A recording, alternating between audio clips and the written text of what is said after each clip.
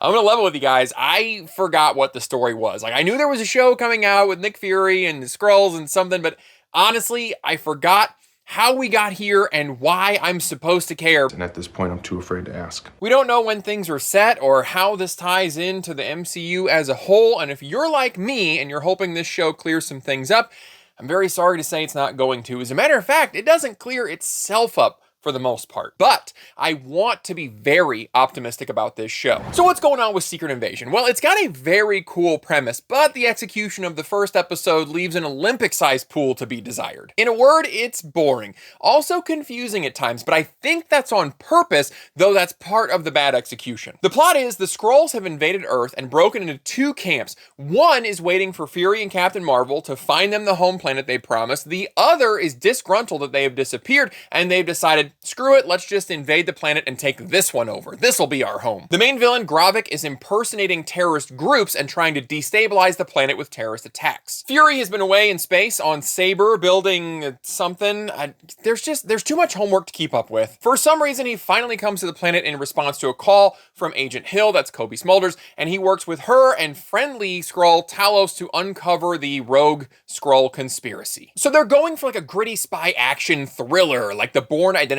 And it's a really cool idea. We've all been complaining for a long time about the stupid comedic nature of the MCU, and this show feels like a response to that. To show them some gratitude for at least attempting something like this, I am going to give the show a few more episodes, but guys, this first episode sucked. The pacing is terrible. You don't know what's going on most of the time. The dialogue is laughably bad. Did you know Nick Fury is black? You will by the end of the first episode. It comes up a lot. We spend an hour basically introducing the point of this show, which is only 6 episodes long, and then at the end we have like a little mini climax and a supposed cliffhanger. Honestly though, by the end, I felt nothing. If they had done the 2-episode drop, obviously I would have watched both for review purposes, but at the end of the first episode, I was not begging for the next one. I'm not too proud to be begging you to hit the like button. God, that was smooth. So we open up with Martin Freeman, Agent Ross, getting a call and meeting with an agent who is super paranoid. Like, his explanation of what's going on sounds like, Pepe Sylvia, this name keeps coming up over and over again. Every day, Pepe's mail's getting sent back to me. Pepe Sylvia, Pepe Sylvia. He goes to give Ross this information about the Skrull conspiracy. He gets suspicious and he attacks Ross instead. They scuffle, Ross kills him, and he calls Agent Hill for an extraction. Everything's really dark, which makes sense because it is nighttime. But then suddenly a man is running, and another man is running. 2 men are running. Somebody's being chased. Loud noises! It's all so dark and blurry, I genuinely had no freaking clue what was going on, but people are jumping over rooftops and stuff, and then in the end, you find out it was Ross, and he's being chased by somebody else, which turns out to be this other Skrull, friendly Skrull, Talos. Ross dies at the end of the chase, but he is actually a Skrull! Dun, dun, dun. This is all before the credits. They were going for this fast-paced, exciting opener to get you hooked. But since I didn't really know what was going on and didn't care about anybody, it didn't grab me. Also, maybe I'm just dumb, but Agent Hill is Agent Hill. Remember one of those post-credit scenes? Can't remember the movie. And Agent Hill and Fury are driving, but then they're both revealed to actually be Skrulls. Their husband and wife, Talos and Soren. Probably took me an embarrassingly long time to realize that this Agent Hill, that's real. She's a human person. She's not Talos' wife. The whole Skrulls could be anybody thing can be used to great effect, and if played well, they could pull off some great twists on the audience. The problem is that in order to be effective, you have to let the audience think they have things figured out. You can't just start by being confusing, unless you're Christopher Nolan. I've mentioned it before, but The Terminal List does this very well. That show starts out really normal. All right, SEAL team, gearing up, gonna get the bad guys. Oh no, the mission goes south, a lot of people die. Seems pretty typical stuff, the guy's gonna get revenge. But then the show starts introducing things to make the main character and you, the audience, question, did I see and hear what I thought I saw and heard? Secret Invasion just jumps into making you question things without the prior investment into normalcy. Again, if you're like me, some of the questions you might be asking are, who are these people again? Who promised the Skrulls a home? Who is this English gal Fury is talking to? Why are spy things only ever in Russia? So Fury shows back up on Earth in a spaceship, but nobody knows where he is. We briefly see Rhodes and also Russell from New Girl, who gets to deliver the greatest line, which is something like, just get it done. That scene was there only to remind you that Rhodes exists. Oh, hey, you guys remember War Machine, right?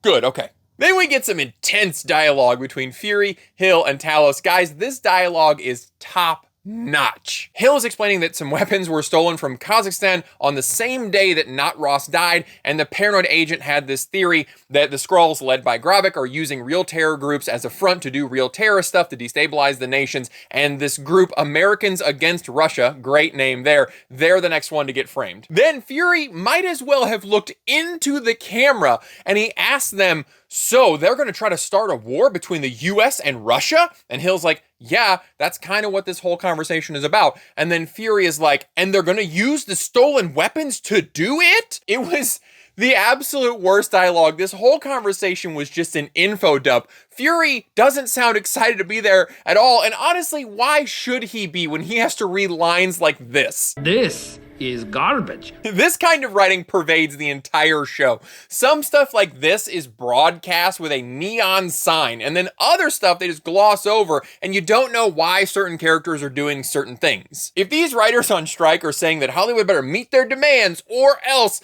I like to think that some studio executive is going to point to writing like this and say, or else what? You're going to withhold gems like this from us? In the cup today is a tea that I wish I would have withheld from my mouth. This is the Energize one from that sampler pack. It's supposed to have like a ton of caffeine, and it's like a green tea ginseng blend with like a citrus.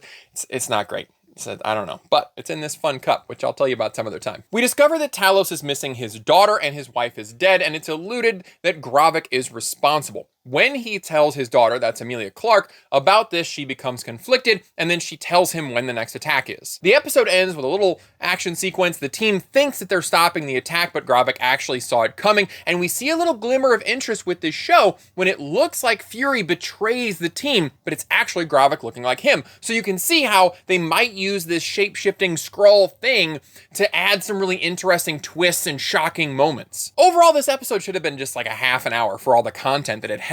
The pacing is very bad, and any exciting moments are immediately ground to a halt with long and poorly written conversations. We also got lots of people telling Fury that he is old now and he's not the same since the blip. I am really hoping that he's doing this on purpose to throw everybody off track. Fury's been a spy and an agent for decades, and I want to believe that he's allowing everybody, including the audience, to think that he's just not capable, but he's actually sandbagging everybody the whole time. I love a good spy thriller, and I really do want this to get better. Honestly, I do. We've got 5 episodes left, so just let me hope, all right? One other issue we have was the timing of this show within the MCU. Fury came down from these Saber satellites, but remember, he was on a satellite in the Marvels trailer when Ms. Marvel goes flying, right, and she sees him on the thing. So does this show take place before or after the Marvels? Obviously, it was supposed to air after the Marvels hit theaters, but that's what happens when you have to reshoot an obviously terrible movie and push back the release date 5 times. So now the timing of the phase is all messed up. It adds to the confusion. I'm guessing that this show will not be required watching to understand the rest of the phase, but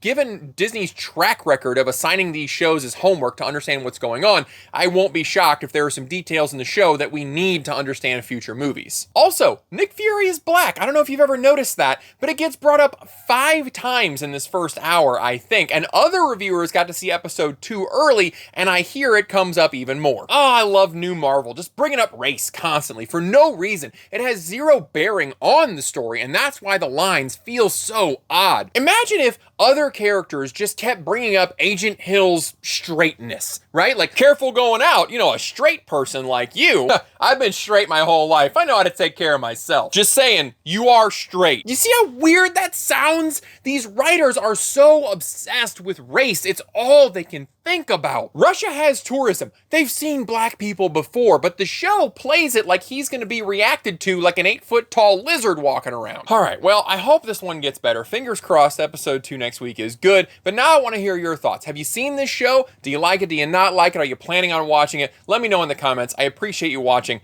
and I'll see you next time.